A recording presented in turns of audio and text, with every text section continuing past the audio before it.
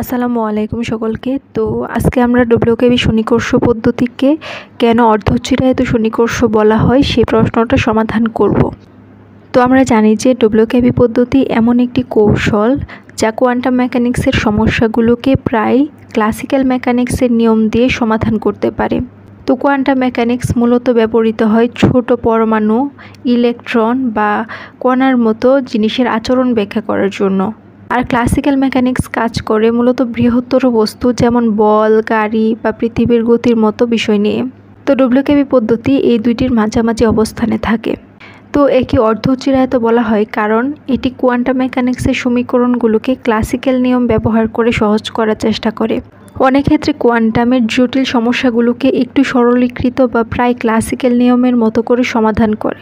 তাহলে ডব্লিউকেবি পদ্ধতি দিয়ে আমরা খুব ছোট কণা যেমন ইলেকট্রন নিয়ে কাজ করলেও সেটা অনেকটা বড় বস্তু নিয়ে কাজ করার মতো সহজ করে তোলে। তো আমরা সকলেই জানি যে কোয়ান্টাম মেকানিক্স ক্ষুদ্র ক্ষুদ্র অণু, পরমাণু, কণা বা ইলেকট্রন বা এর মতো ছোট ছোট বস্তু নিয়ে কাজ করে। তো ডব্লিউকেবি পদ্ধতিতে এই ছোট ছোট বস্তু নিয়ে কাজ করা হয়, কিন্তু কোয়ান্টাম নিয়ম অর্ধেক পালন করে আর অর্ধেক পালন করে না। অর্থাৎ এটি পুরোপুরি কোয়ান্টাম মেকানিক্স নয়, আবার পুরোপুরি ক্লাসিক্যাল মেকানিক্সও নয়। তাই একে অর্ধচিরায়িত মানে অর্ধেক ক্লাসিক্যাল বলা হয়। তো এই পাহাড়ের মধ্য থেকে যদি আমরা উপর থেকে একটা বল ছেড়ে দেই, তো এটা ব্যাগপ্রাপ্ত হবে। তো এক এক জায়গায় এক এক রকম ব্যাগ প্রকাশ করবে। প্রথম একটু স্লো, তারপর অনেক ধীর গতিতে চলবে, তারপর আবার স্লোলি চলবে। এখন এই যে বলটা, এই বলটার জায়গায় যদি আমরা একটা কণা বা খুবই ক্ষুদ্র কিছু বিবেচনা করি, ইলেকট্রন, তো যখন এটা ফুটবল ছিল এবং এই পাহাড় থেকে গড়িয়ে পড়তেছিল, তখন আমরা ক্লাসিক্যাল নিয়মের যত সূত্র সেগুলো ব্যবহার করে এর ব্যাগ বা অন্য যে কোনো অবস্থান আমরা নির্ণয় করতে পারি। কিন্তু এটা যদি ফুটবল না হয়ে একটা ইলেকট্রন বা কণা হয় এবং এটা আমরা উপর থেকে এভাবে ছেড়ে দেই, তখন এটা স্বভাবতই তরঙ্গ ধর্ম প্রকাশ করবে, কারণ ছোট ছোট বস্তু কণা ওয়েভ আকারে চলাচল করে। তো ইলেকট্রনটা অবশ্যই ওয়েভ আকারে চলাচল করবে। তো ইলেকট্রন তো একটা পার্টিকেল, আর ইলেকট্রনের সাথে বা কণার সাথে সবসময় একটা ওয়েভ প্যাকেট সংযুক্ত থাকে। সেটা বিজ্ঞানী টি ব্রোগলি আমাদেরকে বলেন যে কোনো একটা কণার সাথে একটা ওয়েভ প্যাকেট সংযুক্ত থাকে বা কণাটি চলাচলের সময় ওয়েভ আকারে যায়।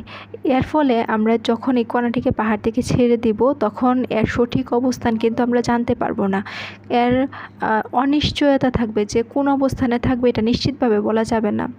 তো আমরা ফুটবলটা যখন ছেড়ে দিব, তখন ব্যাগ নির্ণয় করতে গেলে আমরা নিশ্চিতভাবে জানি যে ফুটবলটা কোন অবস্থানে থাকতে পারে, কিন্তু কণার ক্ষেত্রে সেটা জানা যায় না। আমরা একটা ধরে নিতে পারি যে কোনো একটা স্থানে, এই অবস্থানে যে কোনো স্থানে থাকতে পারে, অনিশ্চয়তা থাকে। এখন আমরা যদি বলি যে এই যে ইলেকট্রনটা যেটা হচ্ছে ওয়েভ আকারে চলে, সেটার মধ্যে যদি আমরা কোয়ান্টাম মেকানিক্সের সূত্রগুলো অ্যাপ্লাই না করে ক্লাসিক্যাল মেকানিক্সের সূত্র অ্যাপ্লাই করে সমাধান করতে পারি, তাহলে আমাদের জন্য কি অনেকটা সুবিধা হবে না? এই যে ইলেকট্রনটা রয়েছে, এই ইলেকট্রনের ব্যাগ বা ইলেকট্রনের অবস্থান যদি আমরা ক্লাসিক্যাল মেকানিক্সের সূত্র অনুসরণ করে বের করতে পারি, তাহলে আমাদের জন্য অনেক সুবিধা হয়। কারণ ইলেকট্রনটা হচ্ছে অনেক ক্ষুদ্র, আর এটাকে যদি আমরা অনেক বড় বস্তু হিসেবে বিবেচনা করে সমাধান করে ফেলতে পারি, তাহলে আমাদের জন্য অনেক সুবিধা হয়।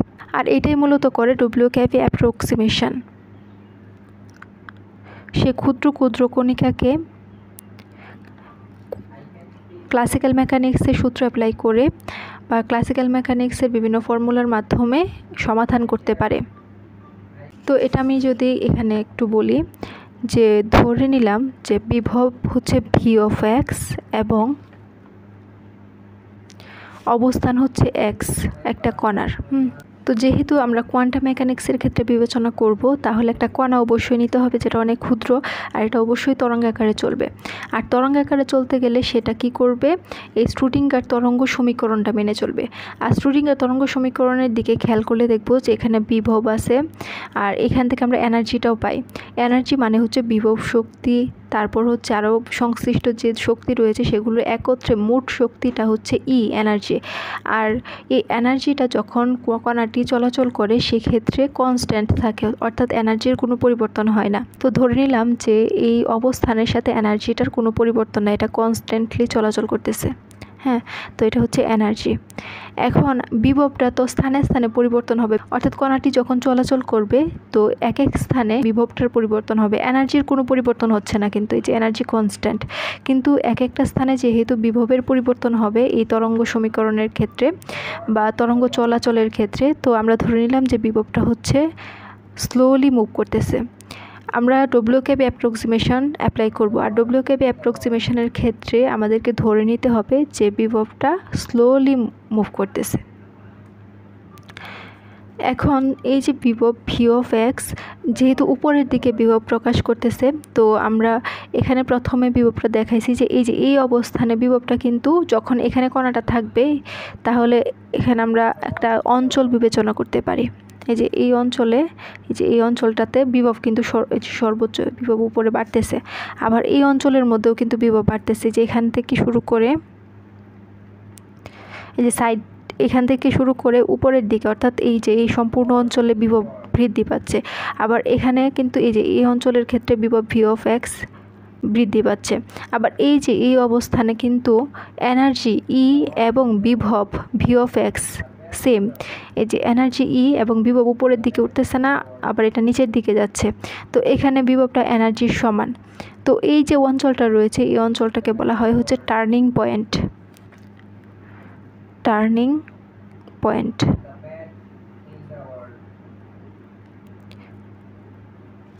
এখন এই যে বিভবটা রয়েছে এই অঞ্চল থেকে এই অঞ্চল পর্যন্ত, এই যে এখানে কিন্তু এই যে বিভবটা কত, এই যে এখানে আমি যদি খেয়াল করি এতটুকু পর্যন্ত বিভব, এতটুকু পর্যন্ত বিভব।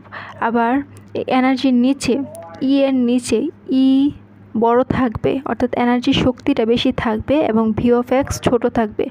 যদি এরকম হয় যে এনার্জিটা বেশি হয় এবং V(x) কম হয়, তো এই যে এটা এনার্জি লেভেল আর এটা হচ্ছে বিভব, তো অবশ্যই এনার্জিটা উপরে আর বিভবটা নিচে। এই যে এই পয়েন্ট থেকে এই পয়েন্টের এই যে বিভবটা নিচে, এক্ষেত্রে কি দেখতেছি যে বিভবটা কম আর এনার্জি লেভেলটা বেশি। তো এরকম অবস্থান প্রাপ্ত হলে এটাকে বলতে পারি আমরা ক্লাসিক্যাল রিজন বা ক্লাসিক্যাল অঞ্চল। এই অঞ্চলটা হচ্ছে ক্লাসিক্যাল অঞ্চল।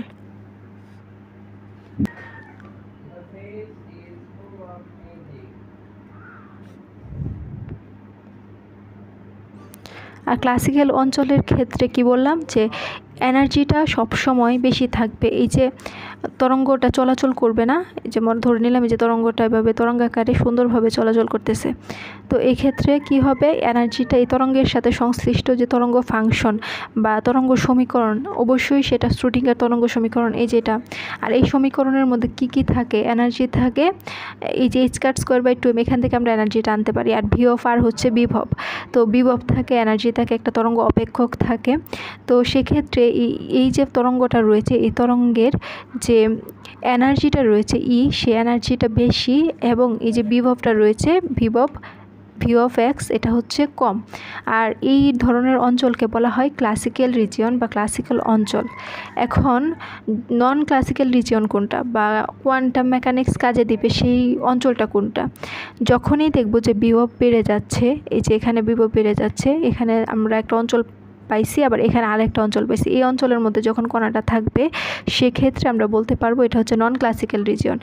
তো ক্লাসিক্যাল মেকানিক্সের বিভিন্ন তথ্য যদি আমরা প্রয়োগ করি সেক্ষেত্রে আমরা দেখব যে এনার্জি সবসময়ই বেশি থাকবে এবং এই বিভব V(x) সবসময়ই কম থাকবে। কখনোই সম্ভব নয় যে V(x) অর্থাৎ বিভবটা বেশি হয়ে যাবে এবং এনার্জিটা কমে যাবে, ক্লাসিক্যাল মেকানিক্সের ক্ষেত্রে আমি বলতেছি। কিন্তু তো এটা আমরা সবসময় মাথায় রাখবো যে যার শক্তি বেশি, যে কোনো বস্তু বা যে কোনো কিছুর হোক না কেন, মানুষের ক্ষেত্রে হলেও, যে যার শক্তি বেশি সে কখনোই চাইবে না বা সে কখনোই দিবে না যে তার উপর দিয়ে দুর্বল প্রকৃতির কেউ চলে যাক। তো এনার্জি যখন বেশি থাকবে সেক্ষেত্রে V(x)কে অবশ্যই এনার্জি তার লেভেল ক্রস করতে দিবে না। তো ক্লাসিক্যাল মেকানিক্স বলে যে এই এনার্জিটা সবসময় বেশি থাকবে এবং V(x) কখনোই এনার্জির সমান হতে পারবে না বা এনার্জির বেশি হতে পারবে না। তো এনার্জির বেশি হতে না পারলে এই বিভবটা এই এনার্জিকে পার হতে পারবে না। এক্ষেত্রে একটা বিভব বাধার সৃষ্টি হয়, একটা বাধার সৃষ্টি হয় যে এনার্জিটা কখনোই দিবে না যে V(x)কে তার লেভেল ক্রস করার জন্য। তো তো যেহেতু এখানে একটা বিভব বাধার সৃষ্টি হয়েছে, তো তরঙ্গটা যখন এভাবে স্বাভাবিকভাবে চলাচল করবে সেক্ষেত্রে সে একটা সমান বিস্তারে চলাচল করবে এবং তার অ্যাপ্রোপ্রিয়েট যে তরঙ্গ দৈর্ঘ্য সেই তরঙ্গ দৈর্ঘ্য নিয়ে চলাচল করবে। কিন্তু যখনই এখান থেকে এই অঞ্চলে যেতে চাইবে, এই 2 নম্বর অঞ্চলে যেতে চাইবে, তখন সে কি করবে, এখানে একটা বাধা পাবে। কারণ হচ্ছে এনার্জির শক্তি বেশি হওয়ার কারণে সে ওই পারে যেতে দিবে না। তো ডব্লিউকেবি পদ্ধতিতে যখন এই যে তরঙ্গটা রয়েছে সেই তরঙ্গটা এই বিভব বাঁধের মধ্যে ধাক্কা খায়, তখন তরঙ্গের অবস্থাটা উল্লেখযোগ্যভাবে পরিবর্তিত হয়। তো সাধারণত তরঙ্গ বিভব বাঁধের কাছাকাছি পৌঁছালে তরঙ্গের অ্যাম্প্লিটিউড বা বিস্তার কমে যায়। তো এটা স্বাভাবিকভাবে যে বিস্তারটা ছিল সেই বিস্তারটা আর থাকে না, সেটা কমে যায় এবং তরঙ্গ ধীরগতির হয়ে যায়। যখন একটা বাধাকে কোনো একটা বস্তু বা যে কোনো কিছু ক্রমাগত ধাক্কা দিতে থাকে, সেক্ষেত্রে তার শক্তিটা তো স্বাভাবিকভাবেই কমতে থাকবে। যত বেশি তার এনার্জি খরচ করবে তার বিভবটা কমতে থাকবে। তো এখানে আমি কি বললাম যে ক্লাসিক্যাল মেকানিক্সের ক্ষেত্রে এই এনার্জিটা সবসময় বেশি হবে এবং ভি অফ এক্স কম হবে।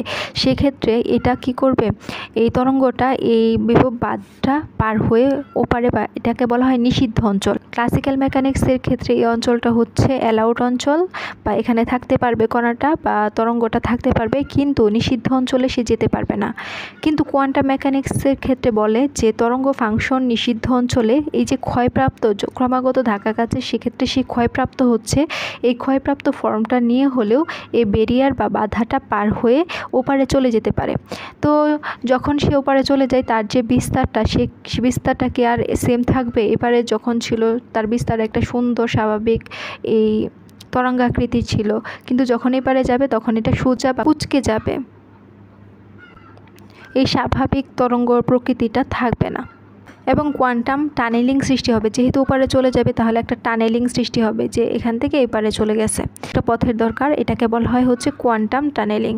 এই সম্পূর্ণ মেথডটা হলো ডব্লিউকেবি অ্যাপ্রক্সিমেট মেথড এবং এই মেথডের ক্ষেত্রে ক্লাসিক্যাল অঞ্চলের ক্ষেত্রে এনার্জিটা বেশি থাকবে এবং ভি অফ এক্সটা অবশ্যই কম থাকতে হবে।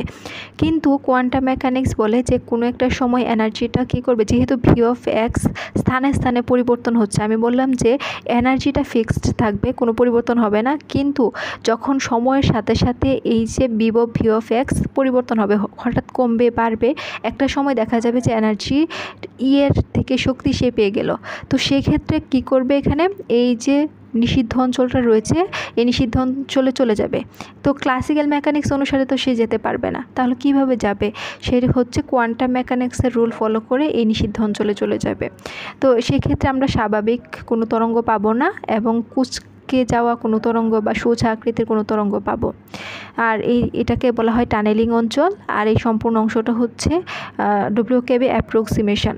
তো যেহেতু এখানে আমরা দুইটা রিজন দেখতে পাচ্ছি, একটা ক্লাসিক্যাল রিজন, একটা কোয়ান্টাম রিজন, অর্থাৎ ক্লাসিক্যালের নিয়ম অর্ধেক এখানে ফলো করতেছে ডব্লিউকেবি পদ্ধতিতে এবং কোয়ান্টাম মেকানিক্সের কিছু নিয়ম ফলো করতেছে এই ডব্লিউকেবি পদ্ধতিতে। তাই একে বলা হয় হচ্ছে অর্ধচিরায়ত সন্নিকর্ষ পদ্ধতি। তো এখন আমরা এই অর্ধচিরায়ত সন্নিকর্ষ বলা হয় কেন সেটা গাণিতিকভাবে ব্যাখ্যা করে আমরা প্রশ্নটা সমাধান করব। তো আরেকটা ব্যাপার খেয়াল রাখবো, এখানে যখন তরঙ্গটা এই যে বিভব বাঁধের মধ্যে ধাক্কা খাবে, তো সেক্ষেত্রে ধাক্কা খাওয়ার মুহূর্তে সে যে ক্ষয়প্রাপ্ত হবে, সেই ক্ষয়প্রাপ্ত হওয়ার কারণে এইচ কাটের মান 0-র কাছাকাছি ধরতে হয় এই ডব্লিউকেবি অ্যাপ্রক্সিমেশন মেথডে।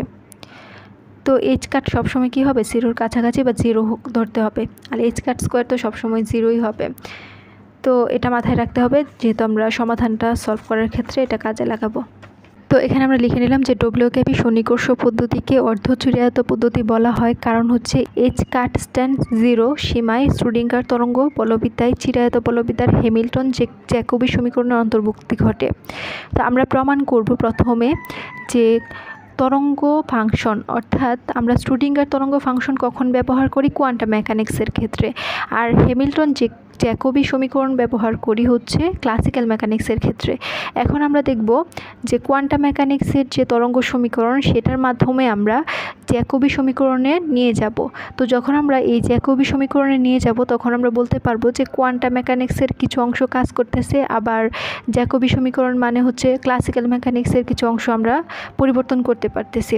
অর্থাৎ যেহেতু এই ডব্লিউকেবি সন্নিকর্ষ পদ্ধতির দুইটা নিয়ম অনুসরণ করে, একটা হচ্ছে ক্লাসিক্যাল আর একটা হচ্ছে কোয়ান্টাম, তো কোয়ান্টাম থেকে যদি আমরা ক্লাসিক্যালে যেতে পারি তাহলে আমরা বলতে পারবো যে এই ডব্লিউকেবি সন্নিকর্ষ পদ্ধতি মানে দুইটাই ফলো করতেছে। তো অর্ধচিরায়ত সন্নিকর্ষের জন্য বলা হবে। তো এখানে সুতরাং এই সমীকরণের প্রথম অংশ চিরায়ত বলবিদ্যার এবং দ্বিতীয় অংশটি কোয়ান্টাম তথ্যের, তাই একে অর্ধচিরায়ত পদ্ধতি বলা হয়। তো এটা আমরা প্রমাণ করার জন্য কি করতে পারি, শ্রোডিঙ্গার তরঙ্গ সমীকরণটা প্রথমে নিয়ে আসতে পারি। তো শ্রোডিঙ্গার তরঙ্গ সমীকরণটা কীরকম, তো এখানে আমরা শ্রোডিঙ্গার তরঙ্গ সমীকরণটা লিখে নিব যে IH cut del psi of RT divided by del T equal to minus H cut square divided by 2m del square psi of RT। তো এখানে এই ডেল স্কোয়ার দ্বারা কি বোঝায়, ডেল স্কোয়ার দ্বারা বোঝা হচ্ছে ত্রিমাত্রিক ক্ষেত্রে। আমরা একমাত্রিক ক্ষেত্রে শুধু del divided by del x লিখলেই পারতাম, কিন্তু ত্রিমাত্রিক বোঝালে আমরা বলবো যে এটা হচ্ছে del del x plus del del y plus del del z. Del square থাকলে আমরা কি লিখতে পারি, del square divided by del x square plus del square divided by del y square plus del square divided by del z square। তো এই ফর্মটাকে আমরা সম্পূর্ণভাবে এই del square দ্বারা প্রকাশ করতে পারি। তো এই ত্রিমাত্রিক বিবেচনার জন্য এটাকে আমরা এভাবে প্রকাশ করছি। তো del square psi of RT, তারপর হচ্ছে ভি আর হচ্ছে অবস্থান এবং সাই আর টি, অবস্থান এবং সময়ের উপরে সাইটা নির্ভরশীল।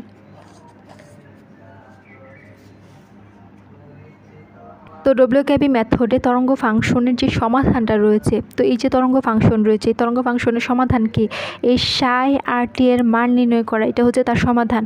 তো এই সমাধানটাকে এমনভাবে প্রকাশ করা হয় যেন সেটি দ্রুত পরিবর্তনশীল হয়, অর্থাৎ এক্সপোনেনশিয়ালি সে পরিবর্তন হতে পারে। তো এই সাই অফ RT এর একটা সমাধান আমরা ধরে নিব যেটা হচ্ছে এক্সপোনেনশিয়ালি পরিবর্তন হচ্ছে খুব দ্রুত গতিতে। তো সেই সমাধানটা হচ্ছে এরকম যে সাই of RT equal to A of x, sorry যেহেতু আমরা ত্রিমাত্রিক বিবেচনা করবো এখানে আর লিখবো, একমাত্রিকের ক্ষেত্রে এক্স দিতাম কিন্তু ত্রিমাত্রিকের ক্ষেত্রে আর।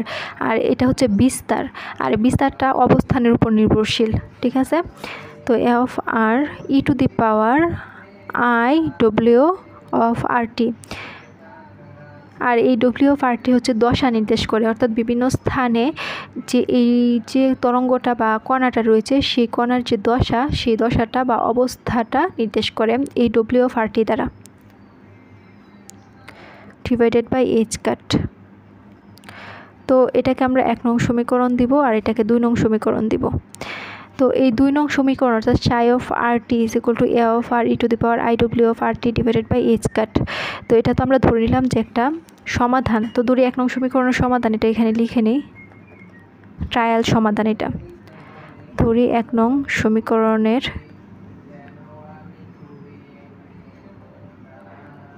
ট্রায়াল সমাধান।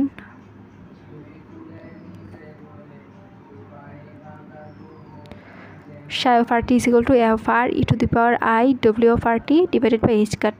তো এটার পরিচয়টা আবার বলি, এই সাহিত্য তরঙ্গ যে ফাংশনটা রয়েছে সেই ফাংশনের এই যে তরঙ্গ ফাংশনের অপেক্ষক, আর এই তরঙ্গ ফাংশনটা সমাধান করতে হলে এই psi of RT এর মানটাই বের করতে হবে। তো আমরা একটা সমাধান ধরে নিব যেটা হচ্ছে খুব দ্রুত গতিতে পরিবর্তনশীল হয়, এক্সপোনেনশিয়ালি পরিবর্তন হয়, এরকম একটা সমাধান আমাদেরকে ধরতে হবে। তো ধরে নিলাম যে ট্রায়াল, সেই সমাধান হচ্ছে psi of RT is equal to a of r, আর মানে অবস্থান, এ মানে বিস্তার। তো এই যে তরঙ্গটা আছে তরঙ্গের বিস্তার হচ্ছে A of R e to the power I W of RT। এই ডব্লিউ অফ RT হচ্ছে দশা নির্দেশ করে, তো কণাটা কোন অবস্থানে কি দশায় রয়েছে, তো সেই স্থানটার দশা নির্দেশ করে হচ্ছে W of RT divided by H cut, তো প্লাঙ্ক ধ্রুবক। এখন আমাদের কাজ হচ্ছে এটা সমাধান করা। তো সমাধান করতে গেলে এই অংশটুকুকে 2 বার অন্তরীকরণ করতে হবে, অর্থাৎ সাই অফ RTকে এখানে দেখলে খেয়াল করলে দেখবো যে এই ডেল টি, হ্যাঁ, তো টি এর সাপেক্ষে একবার অন্তরীকরণ করতে হবে। আবার এখানে ডেল স্কোয়ার মানে অবস্থান নির্দেশ করে, এই যে এখানে আমি দেখলাম যে del square by del x square plus del square by del y square plus del square by del z square, সম্পূর্ণটা অবস্থান না। তো অবস্থানের সাপেক্ষে কি করতে হবে, 2 বার অন্তরীকরণ করতে হবে, যে উপরে 2 না, তার মানে এই অবস্থানের সাপেক্ষে 2 বার অন্তরীকরণ করলে সেই আনসারটা আমরা 1 নং সমীকরণে বসায় দিলেই আমরা এই যে জ্যাকোবি সমীকরণটা, হ্যামিল্টন জ্যাকোবি সমীকরণটা পেয়ে যাব। তো আমরা এখন সেই কাজটাই করব।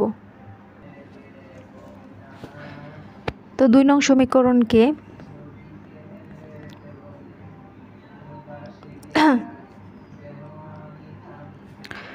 টি এর সাপেক্ষে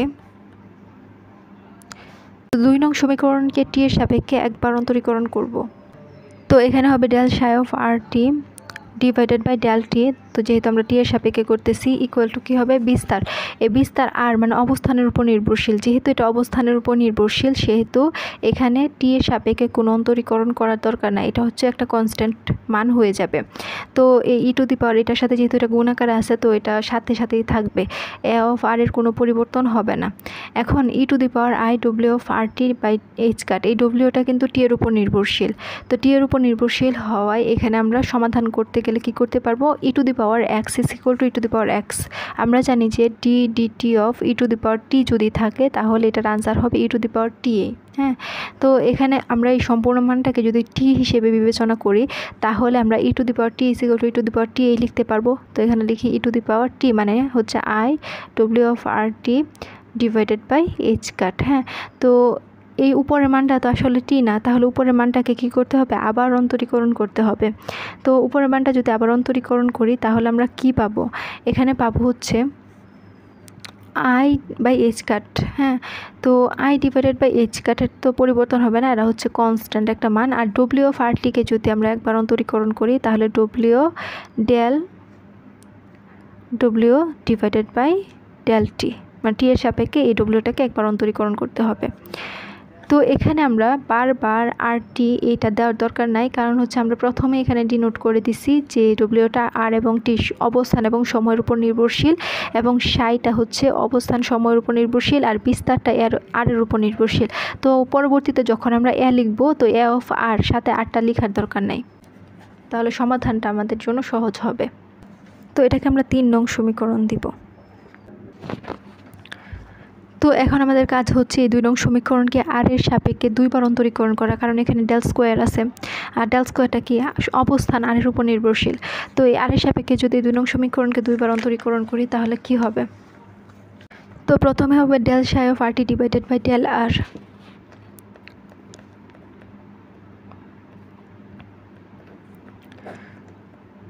তো এখানে 2 নং সমীকরণের মধ্যে এই যে বিস্তারটা রয়েছে এই বিস্তারটা কনস্ট্যান্ট ধরা হয়, তো বিস্তার কনস্ট্যান্ট থাকার কারণে তো বিস্তারের কোনো পরিবর্তন হয় না, এর ঠিক থাকে। এবং e to the power I W of R T divided by H cut, এই অংশটুকুকে আমরা অন্তরীকরণ করব।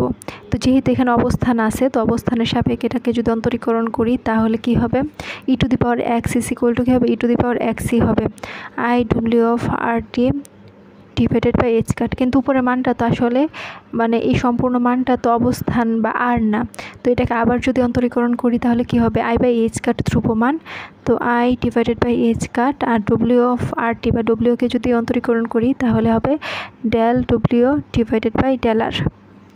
যখন আমরা আর এর সাপেক্ষে করব অবশ্যই নিচে আর বসাতে হবে, যখন টি এর সাপেক্ষে করব তখন টি বসাতে হবে। তো যেহেতু আমরা 2 নং সমীকরণকে আর এর সাপেক্ষে 2বার অন্তরীকরণ করব, তো এটাকে একবার করলাম, এখন আবার যদি করি তাহলে কি হবে, del square psi of R T divided by del R square, মানে আর এর সাপেক্ষে 2বার অন্তরীকরণ করা হলো। আর এত কনস্ট্যান্ট মান তো এর পরিবর্তন হবে না, i divided by H cut constant মান। হ্যাঁ, তো এটারও পরিবর্তন হবে না। এখানে খেয়াল করলে দেখব যে এই যে ডব্লিউটা আর এবং টি এর উপর নির্ভরশীল, এই ডব্লিউ আর এবং টি এর উপর নির্ভরশীল, তাহলে এটা একটা ফাংশন হয়ে গেল, এটা আর একটা ফাংশন হয়ে গেল। তো যখন আমরা 2টা ফাংশন দেখব একই সমীকরণে তাহলে আমরা এখানে কি করতে পারবো, ইউপি ফর্মুলাটা অ্যাপ্লাই করতে পারবো। তো এখানে ইউপি ফর্মুলা অ্যাপ্লাই করলে প্রথমে ইউকে স্থির রেখে ভিকে অন্তরীকরণ প্লাস ভিকে স্থির রেখে ইউকে অন্তরীকরণ, তো আমরা এখানে থার্ড ব্র্যাকেট দিয়ে নিই। তো প্রথমে কি করব, ইউকে স্থির রাখবো, তার মানে এটাকে স্থির রাখবো, আর এটাকে যদি অন্তরীকরণ করি তো কি করতে পারি, এখানে এই যে ই টু দি পাওয়ার এই সম্পূর্ণ মানটাকে যদি আর ধরি, e to the power R is equal to E to the power আরই হবে। তো e to the power R T divided by H cut, কিন্তু উপরের মানটা তো সম্পূর্ণটা আর না, মানে সম্পূর্ণটা তো আর এর উপর নির্ভরশীল না। তো এখানে আমরা আবার এটাকে অন্তরীকরণ করতে পারি, তো এটাকে আবার অন্তরীকরণ করলে আই ডিভাইডেড বাই এইচ কাট এটা কনস্ট্যান্ট মান, আর এটাকে যদি আবার অন্তরীকরণ করি তাহলে del W divided by del R. তারপর হচ্ছে প্লাস, এখন আমরা কি করব, এটাকে স্থির রাখবো, এটাকে অন্তরীকরণ করব। তো এটাকে যদি অন্তরীকরণ করি, আমরা জানি যে এটাকে অন্তরীকরণ করলে পাবো del square W divided by del R square. আর এটা স্থির থাকবে, কারণ এটা del W by del R একবার অন্তরীকরণ করা আছে, তো এটাকে আবার করলে তো অবশ্যই স্কোয়ার আসবে। আর এটা স্থির থাকবে e to the power I W of R T divided by H cut. তো এটাকে একটু সমাধান করলে আমরা এই অংশটুকুকে এটার সাথেও লিখতে পারবো, প্লাসের পরে এই অংশটুকুকে এটার সাথেও লিখতে পারবো। তাহলে কি হবে, এখানে একটা থাকবে আই এবং আই মিলে হবে i square divided by H cut মিলে হবে এইচ কাট স্কোয়ার। আর এই ডেল ডব্লিউ বাই আর কী হবে, del square W divided by del R square. আর থাকবে হচ্ছে ই to the power I W of R T divided by H cut. তারপর থাকবে প্লাস, আবার এটার সাথে যদি হয় তাহলে কি হবে, A i divided by H cut del square W divided by del R square e to the power I W of R T divided by H cut. তো আমি কি বলছিলাম যে টি এর সাপেক্ষে একবার অন্তরীকরণ করব এবং আর এর সাপেক্ষে দুইবার অন্তরীকরণ করে যে আনসারটা পাবো সেটা আমরা স্ক্রুডিঙ্গার তরঙ্গ সমীকরণ অর্থাৎ 1 নং সমীকরণে বসায় দিব। তো এটাকে যদি আমরা 4 নং সমীকরণ দিই তাহলে 3 এবং 4 নং এর মান কি করব, 1 নং এ বসাবো। তো আমরা 1 নং সমীকরণটা যদি খেয়াল করি তাহলে দেখব যে প্রথমে হচ্ছে আই এইচ কাট আছে, তো আমরা এখানে প্রথমে আই এইচ কাট লিখব। তারপর হচ্ছে del psi r T divided by del t. তো এই যে টি এর সাপেক্ষে যখন 3 নং সমীকরণ অন্তরীকরণ করছি তখন মানটা পাইছি এটা, তো এটা আমরা সরাসরি বসায় দিব। তো এখানে আমরা লিখতে পারি A i divided by H cut del W divided by del T E to the power I W of R T divided by H cut. তো এটা আমরা del psi of R T divided by del T এর মান বসালাম। এখন আমরা এই সাইডটা দেখব। তো equal to minus h cut square divided by 2m। এখন এই del square psi of R T, এটা মানে কি, এই যে del square by del R square যে কথা, এই যে এই ডেল স্কোয়ার কিন্তু একই কথা, কারণ হচ্ছে এই del square by del R square মানে আর এর সাপেক্ষে। তো আমি প্রথমে বলছিলাম যে এটা হচ্ছে অবস্থান, 3টা অবস্থান নির্দেশ করে, একটা হচ্ছে এক্স ওয়াই এবং জেড। তো এক্স ওয়াই জেডকে যদি একসাথে যোগ করি তাহলে আমরা এই আরটা পাই, আর একসাথেই হচ্ছে এই ডেল স্কোয়ার দ্বারা ডিনোট করা যায়। তো এখানে আমরা এই যে এই ডেল স্কোয়ার সাই অফ আর টি এর মানটা মানে এই মানটা, এই সম্পূর্ণ মানটা বসায় দিব থার্ড ব্র্যাকেটের ভিতরে। A i square divided by H cut square del square W divided by del R square. একটা ব্যাপার খেয়াল করি, এখানে e to the power I W of R T divided by H cut, এখানেও e to the power I W of R T divided by H cut. তো আমরা কি common নিতে পারি না এটা, তো এই দুইটা ব্যতীত আমরা মানগুলো নিয়ে তারপর কমনের যেহেতু নিব, তো এটা আমরা সাইডে থার্ড ব্র্যাকেটের পরে লিখব। তো এখানে আমরা del square W divided by del R square লিখলাম, plus i divided by H cut del square W divided by del R square. তারপর সমীকরণটা যদি খেয়াল করি, plus V of R Sai of আর টি। তো সাই অফ আর টি এর মান কত, সাই অফ আর টি এর মান হচ্ছে A E to the power I W of R T divided by H cut. তো আমরা সরাসরি যদি এটাও বসাই দিই, কারণ E to the power I W of R T divided by H cut এটার সাথেও থাকবে, এখানেও আছে, তার মানে এটাও আমরা কমন নিয়ে নিব সরাসরি। তাহলে এখানে লিখতে পারবো এ, কারণ এই সাই অফ আর টি এর মানটা এখানে বসাবো, তো V of R R Sai of আর টি এর মান এ ই টু দি পাওয়ার, তো শুধু এটা লিখবো, আর ই টু দি পাওয়ার তো আমরা কমনই নিছি, তো কমন নেওয়ার কারণে এখানে আমরা লিখতে পারবো হচ্ছে ই to the power I W of R T divided by H cut. তো এই অংশটুকু যদি আমি আবার বলি, তো 4 নং সমীকরণটা যদি খেয়াল করি, তো 4 নং সমীকরণের মধ্যে E to the power I W of R T E to the power I W of R T by H cut দুইটার মধ্যে আছে, তো একটা কমন নিতে পারি, কমন নেওয়ার ফলে এইটা আর এইটা লিখতে পারি। তো এই অংশটুকু এবং এই অংশটুকু লিখলাম, এই যেখানে দুটা লেখার পর এখন আমাদের কাজ হচ্ছে এই সমীকরণটা 1 নং সমীকরণে V of R Sai of আর টি এর মানটা বসানো। আমরা একটা লাইন বৃদ্ধি না করে সরাসরি বসাই দিছি, তো ভি অফ আর তো লিখলাম এখানে, ভি অফ আর দেওয়া লাগবে না, কারণ আর তো এখানে উল্লেখই করছি যে আরটা হচ্ছে অবস্থান আর এটা হচ্ছে বিভবের উপর নির্ভরশীল, বারবার আর দেওয়ার দরকার নেই। তো এখানে সাই অফ আর টি এর মানটাও বসায় দিতে পারবো। সাই অফ আর টি এর মান হচ্ছে A E to the power I W of R T divided by H cut. তো এখানেও তো ই টু দি পাওয়ার আছে, তো আমরা এই সমীকরণের ক্ষেত্রে একটা ই টু দি পাওয়ার পাবো, আবার এখানেও একটা ই টু দি পাওয়ার পাবো, তো এটাও আমরা এক লাইনে কী করলাম, কমন নিয়ে নিলাম। এখন উভয় পক্ষ থেকে e⁻i w (RT) divided by h কাটা যাবে। তো থাকবে হচ্ছে আলটিমেটলি এখানে আই স্কোয়ার, এই যে আই স্কোয়ারের মান কত মাইনাস, তো এখানে আমরা মাইনাস লিখতে পারি কারণ হচ্ছে আই মিলে আই স্কোয়ারের মান হচ্ছে -1। তো এখানে মাইনাস লেখার পর থাকবে হচ্ছে এ আর h কাটা যাবে। তো del W divided by del T equal to, আর এখানে আমরা কি পাবো, h² ডিভাইডেড বাই 2m। তো এখানে আমরা আরেকটা লাইন কমাই দিতে পারি, এই যে এই মানটার সাথেও এ আছে, এই মানটার সাথেও এ আছে বিস্তার, আবার এই মানটার সাথেও এ আছে।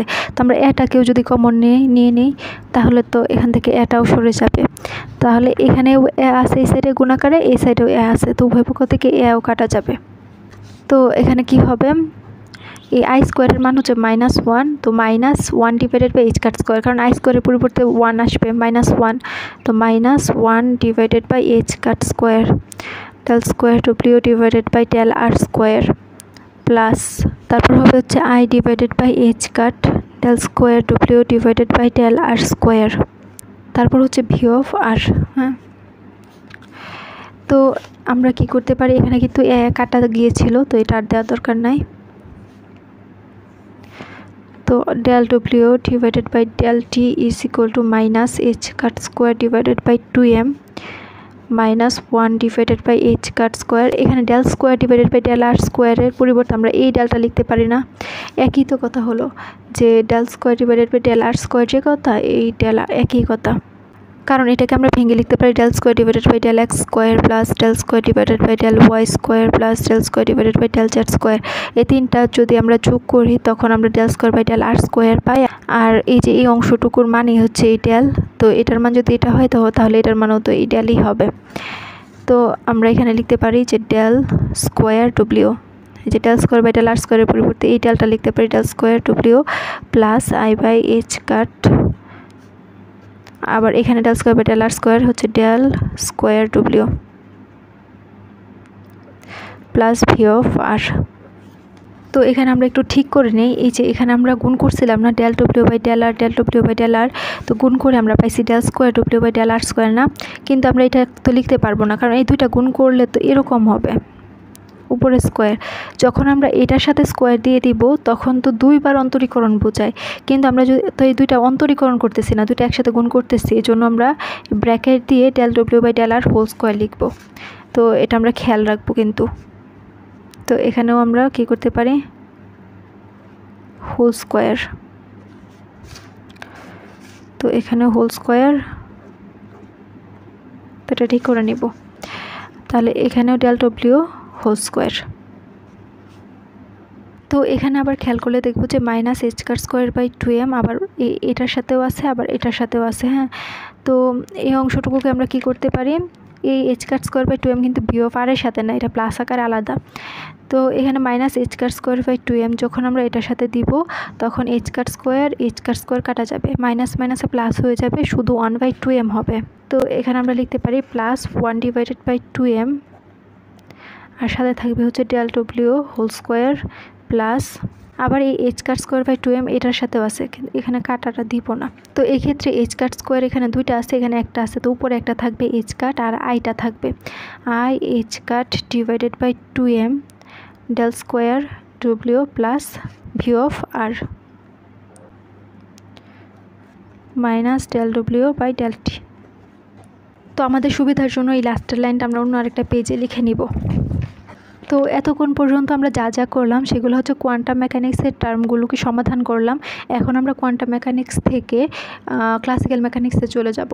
তো ক্লাসিক্যাল মেকানিক্সে যেতে হলে আমরা কি করতে পারি, যখন বিভব বাধাটা পার হবে, অর্থাৎ এই কোয়ান্টাম মেকানিক্সের ক্ষেত্রে যে কণাটা রয়েছে বা তরঙ্গটা রয়েছে সেটা যদি এটা ব্যারিয়ার পার হতে চাই তাহলে h² 0 কাছাকাছি বা 0 ধরতে হয়। কারণ কি, কারণ ডব্লিউকেবি অ্যাপ্রক্সিমেশন মেথডটা যখন আমরা সমাধান করব তখন h² 0 ধরলেই আমরা কেবলমাত্র এই ব্যারিয়ারটা পার হতে পারবো বা বাধাটা পার হতে পারবো। তো এখন আমরা h² 0 ধরে এই ক্লাসিক্যাল মেকানিক্সের যে ফলাফল বা ক্লাসিক্যাল মেকানিক্স থেকে যে আমরা সমাধানটা পাই সেটা বের করব। তো তো অর্ধচিরায়ত কেন বলা হয় এখনই প্রমাণ হবে, কারণ আমরা কোয়ান্টাম মেকানিক্স থেকে এখন ক্লাসিক্যালের একটা সমাধান পাবো। এইচ কাট স্ট্যান্ডস 0 এর জন্য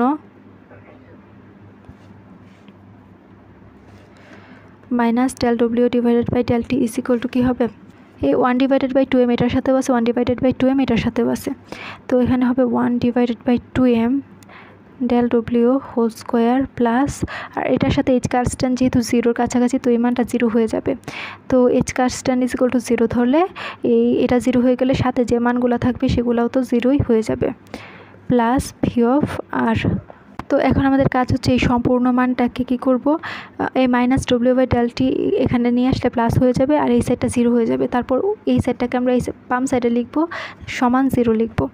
তো এটা কি কাজ করব, 1/2m del W whole square তো ঠিক রাখবো, প্লাস ভি অফ আরও ঠিক থাকবে, আর এই মানটা যদি ওই সাইডে চলে যায় তাহলে প্লাস হয়ে যাবে del W divided by del T, আর এই সাইডটা 0 হয়ে যাবে, তো এই সাইডটা 0। তো এখন ডেল ডব্লিউ বাই ডেল টিটাকে রাখবো, যে del W by del T plus, এখন আমরা এই ডেল ডব্লিউর পরিবর্তে পি লিখতে পারবো, তো P square plus V of R. এখন এখানে কেন আমরা পি লিখলাম, তো এটা তো আমাদের প্রশ্ন হতে পারে। ক্লাসিক্যাল মেকানিক্সে এই ডেল ডব্লিউ যে কথা, ডি ডব্লিউ বাই ডি আর একই তো কথা। এই ডি ডব্লিউ বাই ডি আর হচ্ছে এই অবস্থানের সাথে সাথে এই যে ডব্লিউর মানটা, এটার পরিবর্তনের হার নির্দেশ করে, অর্থাৎ এই ডব্লিউ বা বস্তুর অবস্থান আর এর সাথে পরিবর্তিত হয়। এবং এই যে পিটা আমরা লিখলাম না, এই পি দ্বারা কী বোঝায়, পি অর্থাৎ ভরবেগ একটি কণার গতির প্রমাণ দেয়। এই অবস্থায় আমরা যদি এই ডি ডব্লিউ by d r equal to p লিখি, তাহলে এটি বোঝায় যে বস্তুর অবস্থান পরিবর্তনের হার হলো ভরবেগের সমান। আর কোয়ান্টাম মেকানিক্সের ক্ষেত্রে ডব্লিউকেবি পদ্ধতিতে এই যে সম্পর্কটা আমরা লিখলাম, যে ডি ডব্লিউ by d r is equal to p, তো এই সম্পর্কটা হলো কণার বেগের পরিবর্তনের হার এবং কোয়ান্টাম, আর পি হলো কোয়ান্টাম ভরবেগ। তো মোট কথা হচ্ছে এই যে এই সম্পর্কটি বোঝায় যে কিভাবে অবস্থান পরিবর্তন এবং ভরবেগের মধ্যে একটি সম্পর্ক আছে। তো এখানে আমরা কি লিখতে পারি, যে del W divided by del T plus, তো এই যে 2mটা ছিল এটা তো লিখে নাই, যে 2m, তো P square divided by 2m plus V of R, তো এটাকে আমরা একসাথে লিখতে পারি ইকুয়াল টু 0।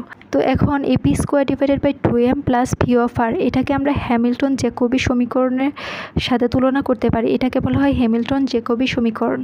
তো del W by del T plus, তো এটাকে আমরা লিখতে পারি এইচ অফ আর পি। তো এটা হচ্ছে অবস্থান, আর এটা হচ্ছে পি ভরবেগ, যেটা ভরবেগ এবং অবস্থানের উপর নির্ভরশীল, এই হ্যামিল্টন জ্যাকোবি সমীকরণটা। তো ইকুয়াল টু হচ্ছে 0। এই যে আমরা এই হ্যামিল্টন জ্যাকোবি সমীকরণটা নিয়ে আসছি, এটা তো কোয়ান্টাম বলবিদ্যার কোনো কিছু না, এটা হচ্ছে ক্লাসিক্যাল মেকানিক্সের ক্ষেত্রে প্রযোজ্য। তো আমরা কি করলাম, যে কোয়ান্টাম মেকানিক্স থেকে ক্লাসিক্যাল মেকানিক্সে চলে আসলাম, আর এটা সম্ভব হয় কেবলমাত্র ডব্লিউকেবি অ্যাপ্রক্সিমেশন মেথডই। তো এখানে আমরা লিখতে পারি যা চিরায়ত বলবিদ্যার হ্যামিল্টন জ্যাকোবি সমীকরণ।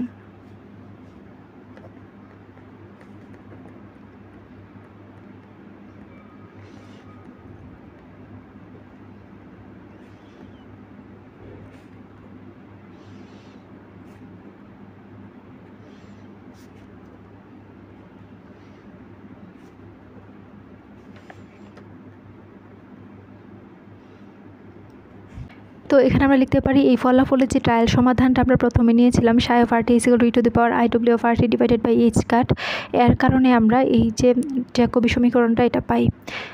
তার ভিত্তিতে ডব্লিউকেবি সন্নিকর্ষ নির্ধারিত হয়, এই কারণে ডব্লিউকেবি সন্নিকর্ষকে আধা চিরায়ত সন্নিকর্ষ বলা হয়।